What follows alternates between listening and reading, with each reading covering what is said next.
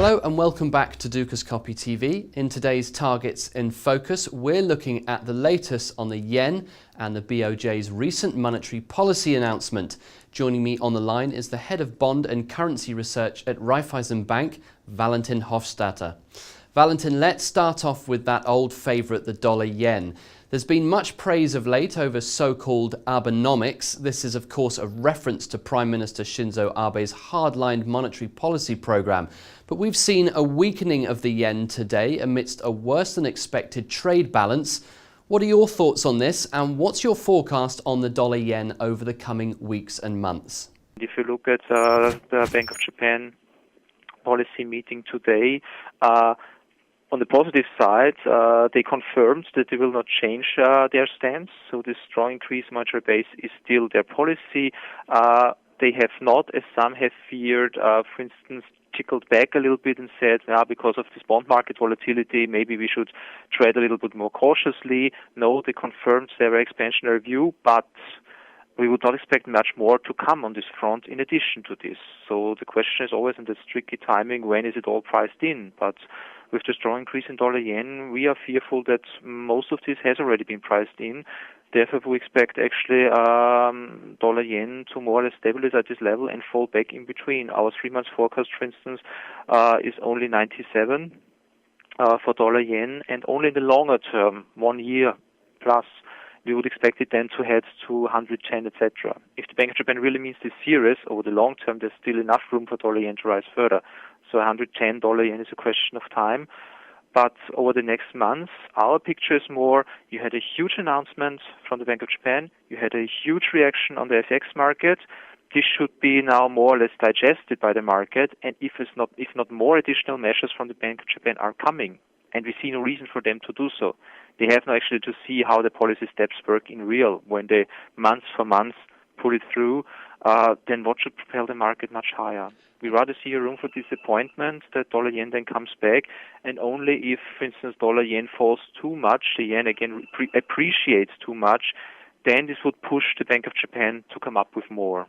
But this would be a reaction to a yen recovery, in our view. We'll move on to the euro against the yen. The BOJ monetary policy statement was always going to create some volatility in the yen.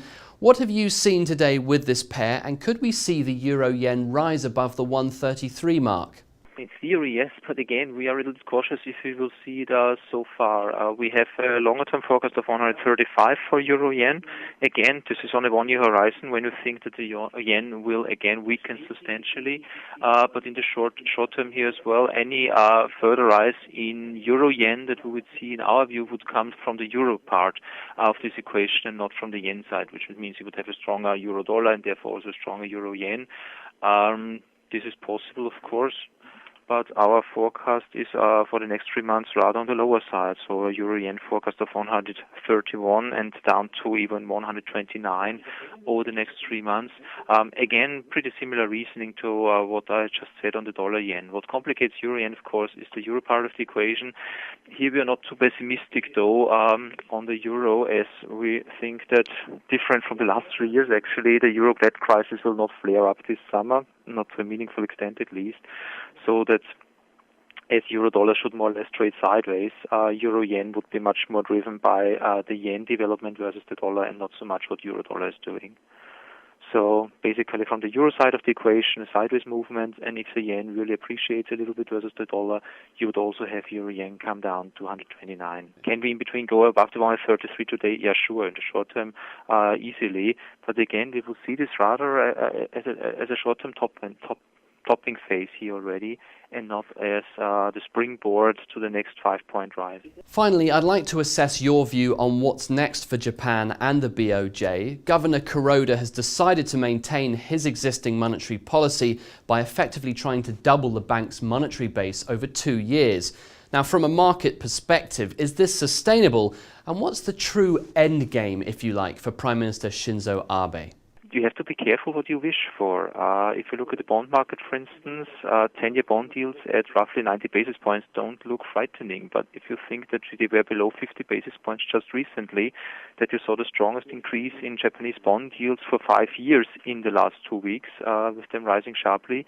And Mr. Kuroda addressed this and said, well, this is simply a reflection of that the economic outlook is brightening, inflation expectations are rising, that's what he wants.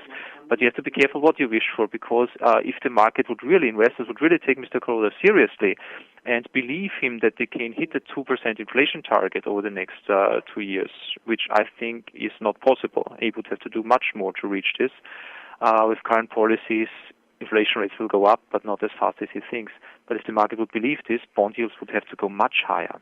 For a 2% inflation rate on average, and let's say 1% real GDP growth, 10-year rates for Japan would have to move closer to 2% than 1%, and probably even above this level.